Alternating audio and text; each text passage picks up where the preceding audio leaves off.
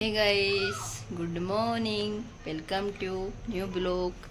आज है गणेश जी का चौथा दिन और आज है संतान साते का व्रत। तो अभी हम करेंगे संतान साते की व्रत की पूजा। जब बच्चों की छुट्टी हो जाए इसके बाद में करेंगे, क्योंकि बच्चों के लिए रहता है ये व्रत। ठीक है, मिलते हैं गणपति बप्पा। जिसके प्रभाव से मनुष्यों के सांसारिक दुख क्लेश दूर होकर पुत्र एवं पौत्रवान हो। यह सुनकर भगवान बोले, हे राजन, तुमने बड़ा ही उत्तम प्रश्न किया है। मैं तुमको एक पौराणिक इतिहास सुनाता हूँ, ध्यान पूर्वक सुनो। एक समय श्री लोमश ऋषि ब्रजराज की मथुरापुरी में वासुदेव देवकी के घर गए।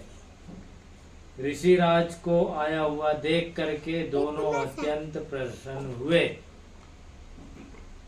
तथा पंडित जी बार बार पानी चाहिए। उनको उत्तम आसन पर बैठाकर उनकी अनेक प्रकार से वंदना तथा साक्षात्कार किया। इधर करें तेरे साइड, मेरी साइड तो है। फिर मुनि ने चरणोदक से अपने घर तथा शरीर को पवित्र किया। मुनि प्रसन्न होकर उनको कथा सुनाने लगे। कथा के कहते कहते लोमस ऋषि ने कहा कि हे देवकी, दुष्ट दुराचारी कंस ने तुम्हारे कई पुत्र मार डाले हैं, जिसके कारण तुम्हारा मन अत्यंत दुखी है। इसी प्रकार राजा नहुष की पत्नी चंद्रमुखी भी दुखी रहा करती थी, किंतु उसने संतान सप्ती का व्रत विधि विधान सहित किया, जिसके प्रताप से उसको संतान का सुख प्राप्त हुआ।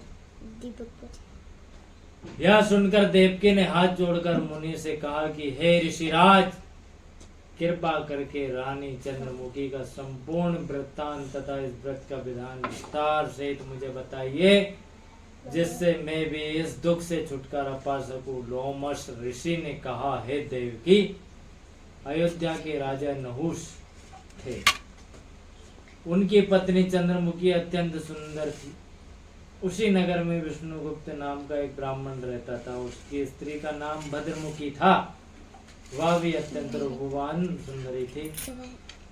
रानी और ब्राह्मणी में अत्यंत प्रेम था। एक दिन दोनों सरयू नदी में स्नान करके निमित्त गई। वहां उन्होंने देखा कि अन्य बहुत सी स्त्रियां सरयू नदी में स्नान करके निर्मल मस्तक पहन कर एक मंडप में ऋषि शंकर एवं पार्वती की मूर्ति स्थापित करके उनकी पूजा कर रही थी। रानी और ब्राह्मणी ने यह देखकर उन स्त्रियों से पूछा कि बहनी, यह तुम किस देवता की पूजा कर रही हो, पूजन व्रत आदि कर रही हो? यह सुनकर उन स्त्रियों ने कहा कि हम संतान सप्ती का व्रत कर रही हैं और हमने शिव पार्वती का पूजन चंदन अक्षत आदि से षोडशोपचार विधि से किया है। यह सब इसी पुनित व्रत का विधान है। यह सुनकर रानी और ब्राह्मणी ने भी इस व्रत के करने का मन ही मन संकल्प किया और घर वापस लौट आई। ब्राह्मणी भद्रमुखी तो इस व्रत को नियम पूर्वक करती रही, किंतु रानी राजमत के कारण इस व्रत को कभी करती कभी भूल जाती। कुछ समय बाद यह दोनों मर गई। दूसरे जन्म में रानी ने बंदरिया और ब्राह्मणी ने मुर्गी की योनि पाई। इधर ब्राह्मणी मुर्गी की योनि में भी कुछ नहीं भूली और भगवान शंकर तथा पार्वती जी का ध्यान करती रही। उधर रानी बंदरिया की योनि में सब कुछ भूल गई। थोड़े समय के बाद इन दोनों ने यहाँ देह त्याग दी। अब इनका तीसरा जन्म फिर मनुष्य योनि में हुआ। उस ब्राह्मणी ने तो एक ब्राह्मण के यहाँ कन्या के रूप में जन्म लिया तथा रानी ने एक राजा के यहाँ राजकन्या के रूप में जन्म लिया। उस ब्राह्मण कन्या का नाम भूषण देवी रखा गया तथा विवाह योग होने पर उसका विवाह गोकुल निवासु अग्नि झील नामक ब्राह्मण से कर दिया गया। भूषण देवी इतनी सुंदर थी कि वह आभूषण रहित होते हुए भी इतनी सुंदर लगती थी कि कामदेव की पत्नी रति भी उसके सम्मुख लजाती थी। भूषण देवी के अत्यंत सर्वगुण संपन्न चंद्रमा के समान धर्मवीर कर्मनिष्ठ सुशील स्वभाव वाले 8 पुत्र उत्पन्न हुए। यह शिव के व्रत का ही पुनीत फल था। दूसरी ओर शिव प्रमुख रानी के गर्भ से कोई भी पुत्र उत्पन्न नहीं हुआ और निसंतान दुखी रहने लगी। रानी और ब्राह्मणी में जो प्रीति पहले जन्म में थी वह भी बनी रही। रानी जब वृद्धावस्था को प्राप्त होने लगी तब उसने एक गूंगा व बहरा तथा बुद्धिहीन अल्पायु वाला एक पुत्र हुआ और वह 9 साल की वर्ष में ही इस क्षण भंगुर संसार को छोड़कर चला गया। अब तो रानी पुत्र शोक में अत्यंत दुखी हो व्याकुल रहने लगी। देव योग से विभूषण देवी ब्राह्मणी के यहाँ अपने रानी का हाल सुनकर उसे भी बहुत दुख हुआ, किंतु इसमें किसी का क्या बस। कर्म और प्रारब्ध के लिखे को स्वयं ब्रह्मा भी नहीं मिटा सकते। रानी कर्मचोर भी थी, इसी कारण उसे यह दुख देखना पड़ा। इधर रानी उस ब्राह्मणी के पुत्र उस ब्राह्मणी ने रानी का संतान दूर करने के निमित्त अपने 8 पुत्र रानी के पास छोड़ दिए। संतानी ने भाव के वशीभूत होकर हत्या करने के विचार से लड्डू में विष जहर मिलाकर उसको खिला दिया, परंतु भगवान शंकर की कृपा से एक भी वाला संपत्ति नहीं है। देखकर तो रानी अत्यंत भगवान की पूजा से मैंने होकर जब भूषण देवी आई तो रानी ने उससे कहा कि मैंने तेरे पुत्रों को मारने के लिए इनको जहर मिले लड्डू खिला दिए थे, किंतु इनमें से एक भी नहीं मरा। तो उसने ऐसा कौन सा दान पुण्य व्रत किया है जिसके कारण तेरे पुत्र भी नहीं मरे? इस सबका भेद तो मुझे निष्कपट होकर समझा। मैं तेरी बड़ी ऋणी रहूंगी।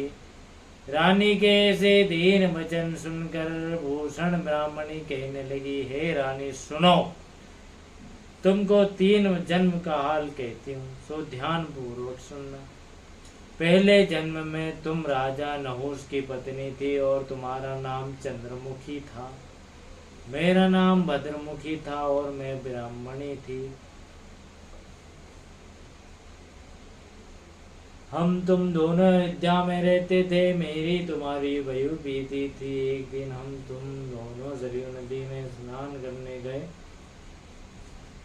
और दूसरी स्त्रियों को संतान सप्तमी में उपवास शिव जी का पूजन ग्रहण करते देखकर हमने दोनों ने भी उस व्रत को करने की प्रतिज्ञा की थी। तुम तो राजमत के कारण सब भूल गई और झूठ बोलने का तुमको दोष भी हमने मन मगर तुमको भी संतान सुख की प्राप्ति के हाथ जोड़े मैं इस पुनीत व्रत को अवश्य करूंगी, किंतु आप इस कल्याणकारी एवं संतान सुख देने वाले व्रत का विधान नियम विधि आदि विस्तार से समझाइए। यह सुनकर ऋषि बोले, हे देवकी, यह पुनीत व्रत भादो के महीने के शुक्ल पक्ष के सप्तमी के दिन किया जाता है। उस दिन ब्रह्म मुहूर्त में उठकर किसी नदी अथवा कुएं के पवित्र जल से स्नान करके निर्मल वस्त्र पहनने चाहिए। फिर भगवान श्री शंकर तथा जगदम्बा पार्वती की मूर्ति की स्थापना करें। इन प्रतिमाओं के सम्मुख सोने चांदी के तारों अथवा रेशम का एक गंडा बनाएं। उस गंडे में 7 गांठें लगानी चाहिए। इस गंडे की धूप दीप अष्टगंध से पूजा करके अपने हाथों में बांधे और भगवान शंकर से अपनी कामना सफल होने की शुद्धि भाव से प्रार्थना करें। तदंतर 7 पुआ बनाकर भगवान को भोग लगाएं और संतान ही पुआ एवं यथाशक्ति सोने और चांदी की एक अंगूठी बनवा कर इन सबको एक लंबे तांबे के पात्र में रखकर और उसका 104 विधि से पूजन करके किसी सदाचारी धर्मनिष्ठ कर्मनिष्ठ सप्ताह ब्राह्मण को दान में दे दे। उसके पश्चात 7 पुआ स्वयं प्रसाद में ग्रहण करें। इस प्रकार इस व्रत का पारायण करना चाहिए। प्रतिमास के शुक्ल पक्ष के सप्तमी के दिन है देव की इस व्रत को इस प्रकार नियम पूर्वक करने के समस्त पाप नष्ट हो जाते हैं और भाग्यशाली संतान उत्पन्न होती है। तथा अंत में शिवलोक की प्राप्ति होती है। हे देवकी, मैंने तुमको संतान सप्तमी व्रत संपूर्ण विधान जाकी पार्वती पिता महादेव जय गणेश जय गणेश जय गणेश देवा माता जाकी पार्वती पिता महादेवा में दूरे गणे ओम जय जगदीश हरे। जो जावे बल पावे दुर्ग मिटे मन का स्वामी दुख मिटे मन का सुख संपत्ति करे आवे। बज गई है रात की 11:30। तो अभी हमारा काम हो चुका है सब। तो अभी हम क्या व्रत है तो थक गए हैं। वैसे भी अभी व्रत सुबह खुलता है सन 7 का। तो अब हम जा रहे हैं सोने। तब वीडियो पसंद आए तो लाइक और शेयर सब्सक्राइब करना ना भूलें। और व्रत कथा। बाय बाय, गुड नाइट, सत श्री अकाल, राधे राधे।